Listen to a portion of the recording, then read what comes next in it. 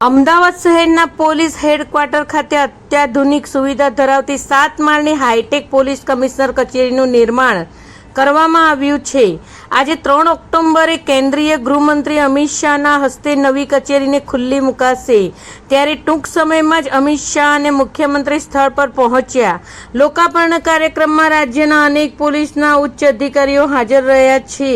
આ ઉપરાંત જાણીતા કોર્પોરેટર, હાઉસ બિઝનેસમેન, ડોક્ટર, ધારાસભ્ય, સાંસદ, પોલીસ પરિવારના સભ્યો સહિતના લોકો મોટી સંખ્યામાં હાજર રહ્યા।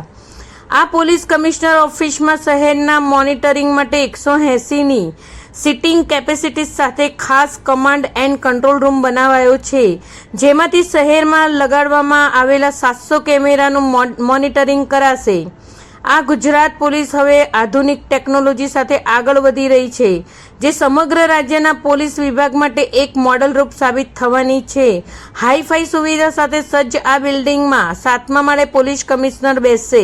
કમિશનર 7મા માળે બેસી નજર રાખશે। બિલ્ડિંગમાં 2 માળમાં બેઝમેન્ટ પાર્કિંગમાં 3000 કાર સહિતના વાહનો પાર્ક કરી શકાશે। બિલ્ડિંગમાં કોન્ફરન્સ રૂમ અને કેન્ટીન પણ છે। અલગ અલગ માળ પર વિવિધ સુવિધા સાથે સજ્જ છે। મુલાકાતીઓને એરપોર્ટની માફક કંઈક સ્કેનિંગ બાદ જ એન્ટ્રી મળશે।